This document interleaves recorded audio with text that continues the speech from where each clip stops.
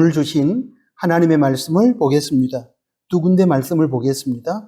먼저 창세기 3장 1절부터 6절까지 말씀입니다. 그런데 뱀은 여호와 하나님이 지으신 들짐승 중에 가장 강교하니라. 뱀이 여자에게 물어 이르되 하나님이 참으로 너희에게 동산 모든 나무의 열매를 먹지 말라 하시더냐. 여자가 뱀에게 말하되 동산 나무의 열매를 우리가 먹을 수 있으나 동산 중앙에 있는 나무의 열매는 하나님의 말씀에 너희는 먹지도 말고 만지지도 말라 너희가 죽을까 하노라 하셨느니라. 뱀이 여자에게 이르되 너희가 결코 죽지 아니하리라. 너희가 그것을 먹는 날에는 너희 눈이 밝아져 하나님과 같이 되어 선악을 알 줄 하나님이 아심이니라. 여자가 그 나무를 본즉 먹음직도 하고 보암직도 하고 지혜롭게 할 만큼 탐스럽기도 한 나무인지라. 여자가 그 열매를 따먹고 자기와 함께 있는 남편에게도 주매 그도 먹은지라. 아멘. 한 군데 말씀을 더 보겠습니다. 전도서 12장 13절과 14절 말씀입니다. 일의 결국을 다 들었으니 하나님을 경외하고 그의 명령들을 지킬지어다. 이것이 모든 사람의 본분이니라. 하나님은 모든 행위와 모든 은밀한 일을 선악간에 심판하시리라. 아멘. 방금 봉독한 두 군데 말씀을 중심으로 오늘은 사람으로 사는 삶이라는 제목하에 들려주시는 하나님의 말씀을 듣고 함께 나누는 시간을 갖도록 하겠습니다.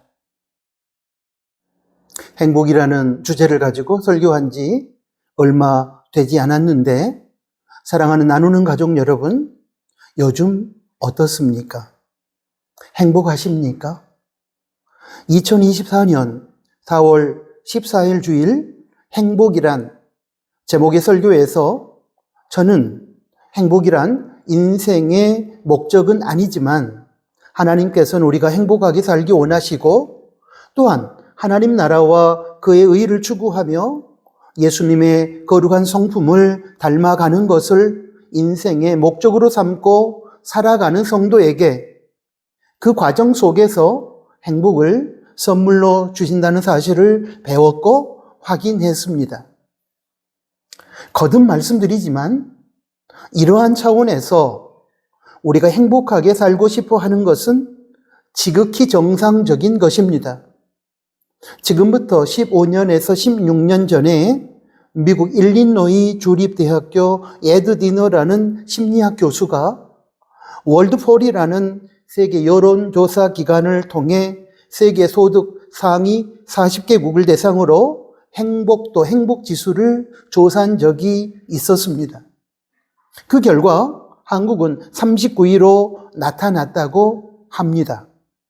디너 교수는 한국 사람들이 소득 수준에 비해 행복을 느끼지 못하는 원인으로 특별히 두 가지 삶의 방식을 들었는데 하나는 돈을 중요시하는 가치 때문이며 다른 하나는 다른 사람과의 비교 의식이라고 했답니다. 그때로부터 15, 16년이 지난 지금도 여러분 거의 비슷한 수준이라고 생각합니다. 저는 이 여론조사에서 진단한 결과에 일리가 있다고 생각합니다. 진정한 행복은 외적인 조건이나 다른 사람과의 비교를 통해서 오는 것이 아니기 때문입니다. 그런데 우리는 돈만 많이 있으면 그리고 다른 사람보다 조금이라도 앞서면 행복하다고 생각합니다. 그래서 다른 사람과 비교해서 조금이라도 가난하다고 느끼게 되면 불행하다고 생각하게 되고 그러한 가치관에 지배를 받고 있는 한 우리는 근본적으로 행복해질 수가 없는 것입니다. 그렇다면 성경은 오늘 사람이 진정으로 행복할 수 있는 길을 무엇이라고 제시하고 있을까요? 4월 14일 주일 설교에서 행복이란 추구하는 것이 아니라 따라오는 것이며 인생의 목적이 아니라 하나님께서 주시는 선물이라고 말씀드렸었는데, 그렇다면 어떻게 살 때에 행복이 하나님의 선물로 우리에게 주어질까요? 4월 14일 주일 설교를 통해 우리는 그 답을 찾았었는데, 오늘 설교에서는 그때 찾았던 답과 같은 의미의 답이지만 접근 방식에 있어서 조금은 다른 측면에서, 다른 각도에서 그 답을 찾아보고 싶습니다. 오늘 본문은 인생에게 있어서 행복의 길이란 사람이 사람의 자리를 지키면서 사람으로 사는 것임을 밝히고 있습니다. 그렇다면 사람의 자리를 지키며 사람으로 사는 것의 구체적인 의미는 무엇일까요? 세상에 존재하는 세 종류의 삶을 한번 살펴보면서 그 구체적인 의미를 찾아보도록 하겠습니다. 여러분, 저는 이 세상에 세 종류의 삶이 있다고 생각합니다. 먼저 하나님으로 살려는, 하나님으로 살아가려는 삶입니다.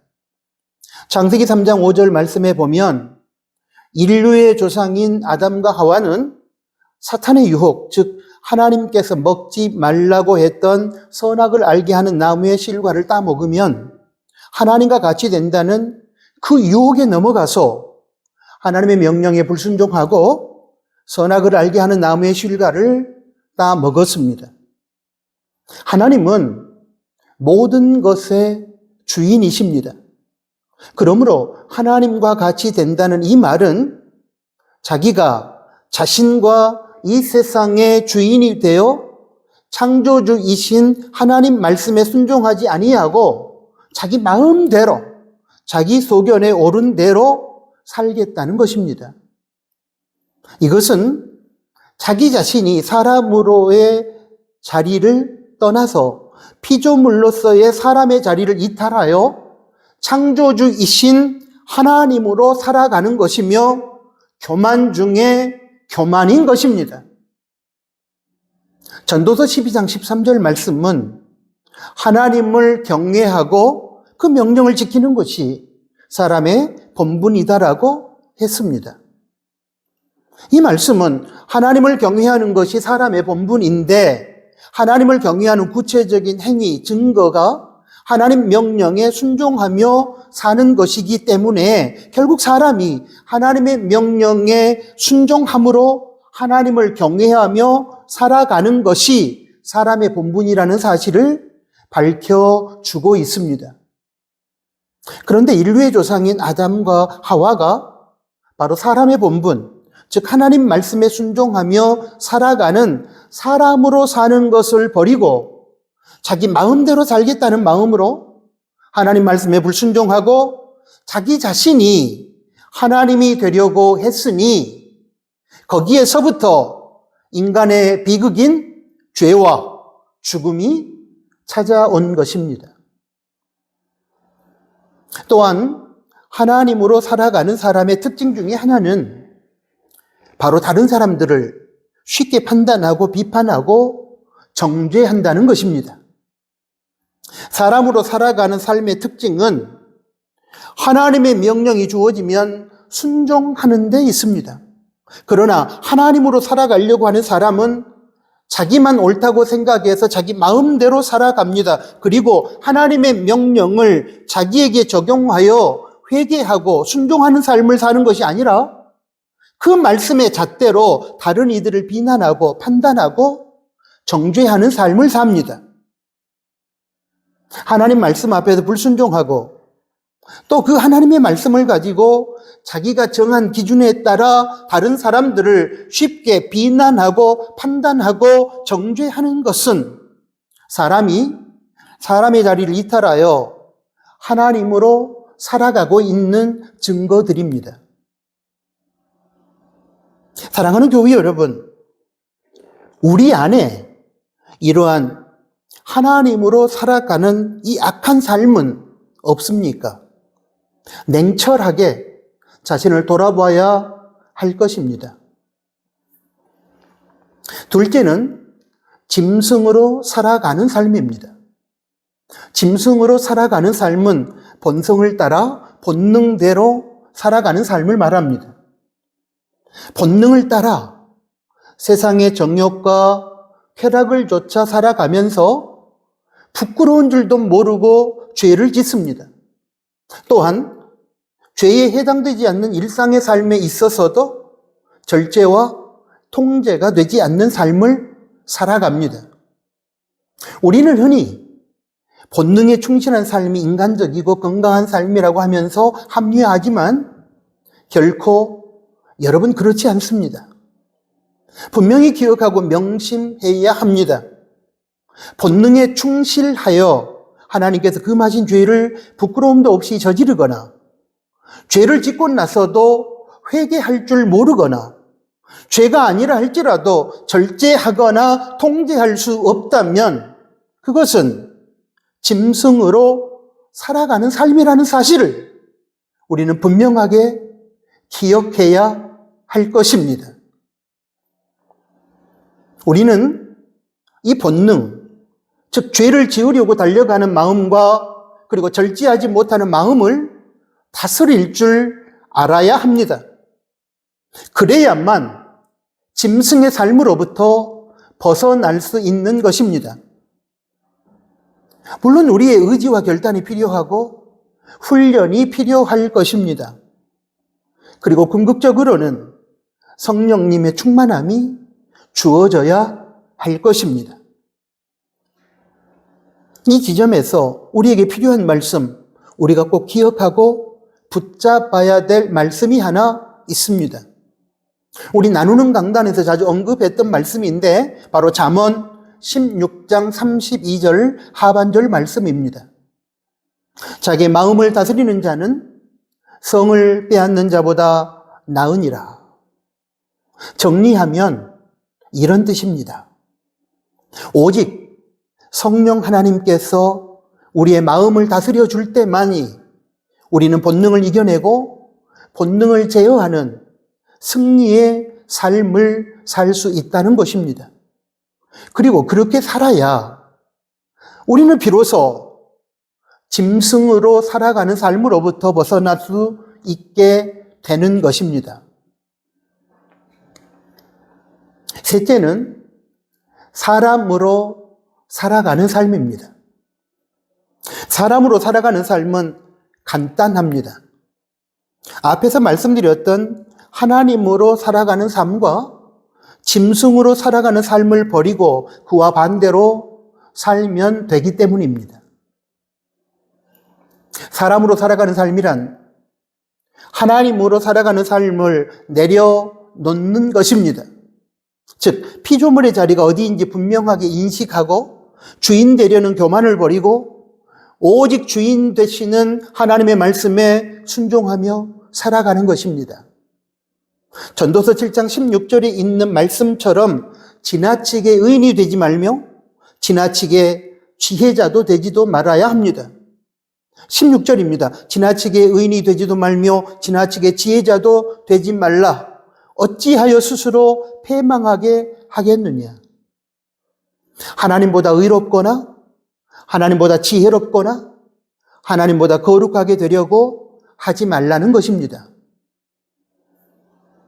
우리는 하나님보다 거룩하게 되려고 하다가 다른 사람을 쉽게 판단하고 정죄하는 실수를 자행합니다.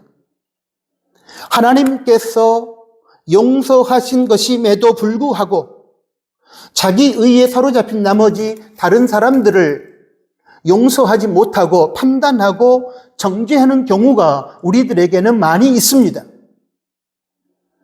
우리는 하나님보다 더 지혜롭게 되려고 잔머리를 굴리다가 자기 꾀에 넘어가고 자기 올무에 빠지는 경우가 많이 있습니다. 그런 삶은 악한 것이라는 것입니다. 그러므로 그런 삶들을 버리고 우리는 내려놓을 수 있어야 합니다. 판단과 정죄를 내려놓고 이해하고 용납하고 용서하는 사랑의 삶을 살아야 하는 것입니다.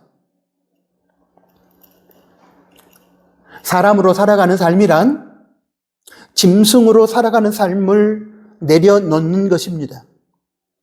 즉, 본능에 충실하여 욕심 따라 살아가는 죄악을 버려야 합니다. 죄악이 아닐지라도 절제하지 못하면 하나님의 영광을 가리기 때문에 절제하고 통제하는 삶을 살아야 합니다. 꾸준한 경건 훈련 속에 임하시는 성령님의 충만한 은혜를 힘입어 각자가 자기를 다스리는 삶을 살아야 합니다. 그렇게 살아가는 것이 사람으로 살아가는 것입니다. 사랑하는 나누는 가족 여러분, 어떤 이는 하나님으로 살아가려고 합니다.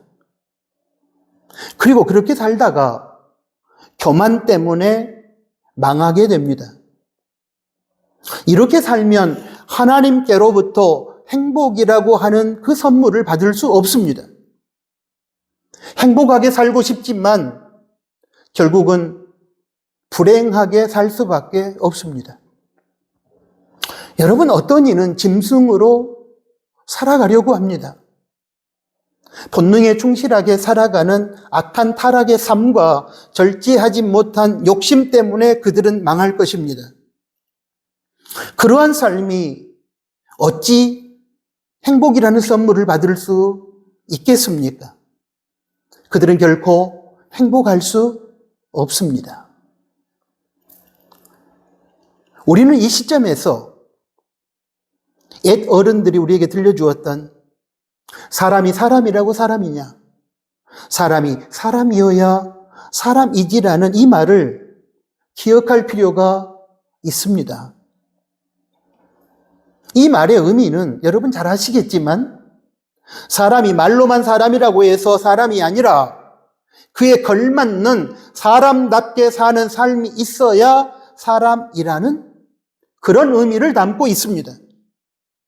사람이 하나님과의 관계 속에서 사람의 자리를 지키고 사람으로 살 때만이 하나님이 그의 삶에 복을 선물로 주시고 그 결과 사람은 그 속에서 행복을 느끼며 누리며 살아가게 되는 것입니다. 그러므로 사랑하는 교회 여러분, 더도 말고 덜도 말고 우리는 딱 사람으로만 살 일입니다.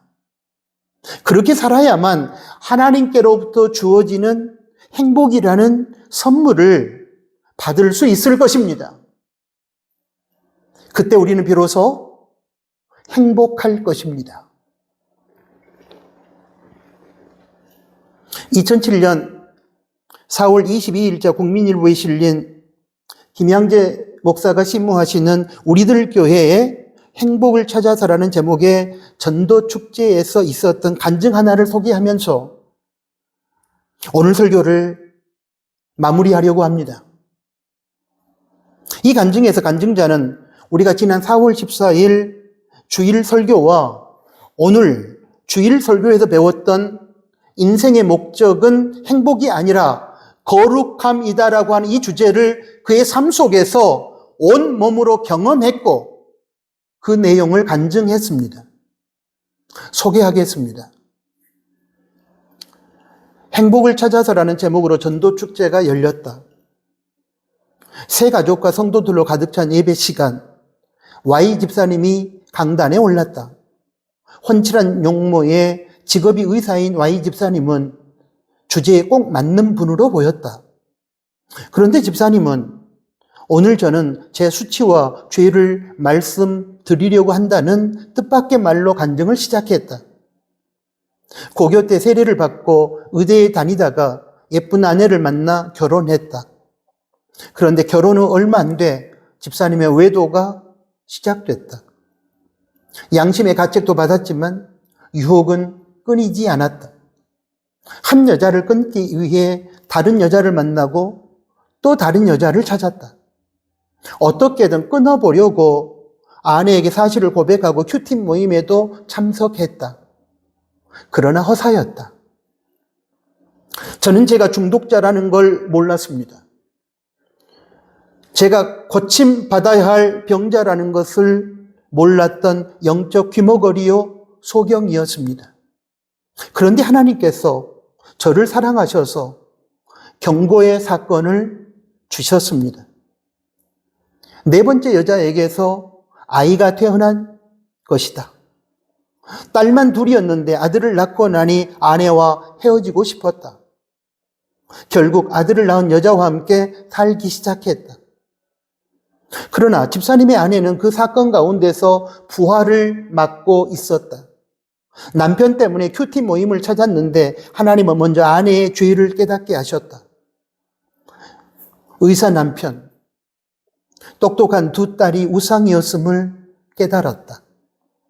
세상적으로 부족함이 없으니 교회에 다니면서도 구원에는 관심이 없었고 육적 사랑만 구했던 것이다. 아내 집사님도 함께 간증을 했다. 제가 교만하고 이기적이었기 때문에 주님이 남편의 사건으로 저를 찾아오셨습니다. 부부가 나란히 서서 간증을 하기까지 10년이 걸렸다. Y 집사님이 바람을 피운 10년 동안 아내 집사님은 말씀으로 살아났다.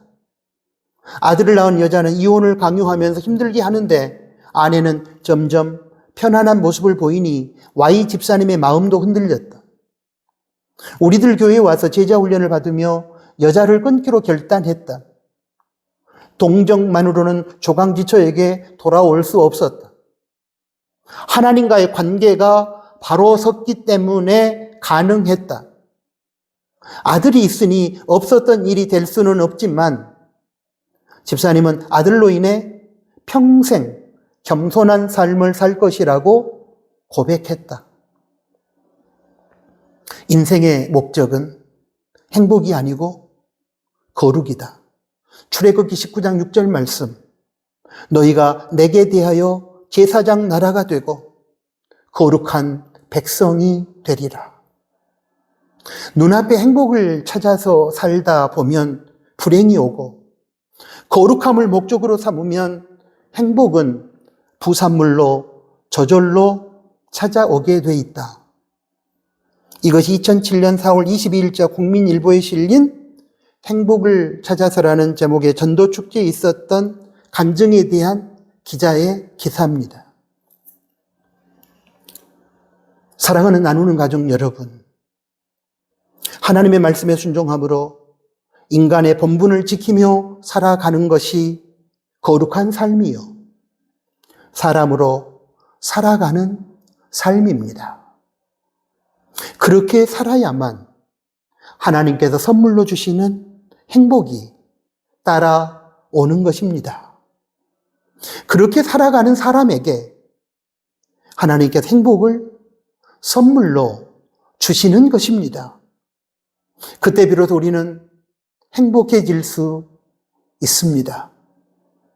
그러므로 행복하기 원한다면 행복을 추구하지 말고 거룩함을 추구하시기 바랍니다. 하나님으로 살거나 짐승으로 살지 말고 하나님처럼 살려고 교만 떨지 말고 짐승처럼 살려고 본능에 충실하지도 말고 하나님의 말씀에 순종하며 예수님의 거룩한 성품을 닮아가는 사람으로 살아갈 수 있는 우리 나누는 교회 사랑하는 지체들이 될 수 있기를 주님의 이름으로 축복합니다. 아멘. 하나님 아버지 감사합니다.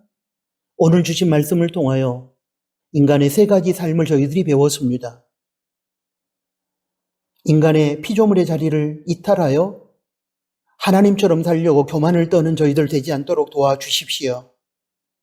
본능에 충실하여 하나님의 영광을 짓밟는 짐승의 삶을 살지 않도록 하나님 저희들을 도와주십시오.